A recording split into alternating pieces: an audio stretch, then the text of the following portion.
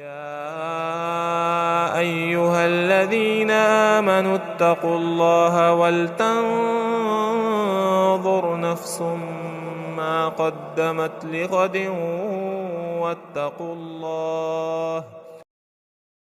وقضى ربك ألا تعبدوا إلا إياه وبالوالدين إحسانا إما يبلغن عندك الكبر أحدهما أو كلاهما فلا تقل لهما أف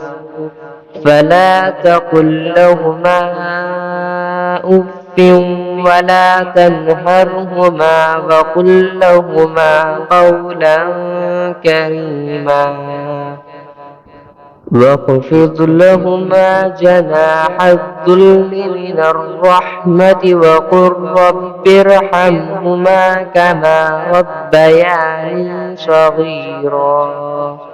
ربكم أعلم بما في نفوسكم إن تكونوا صالحين فإنه كان للأوابين غفورا.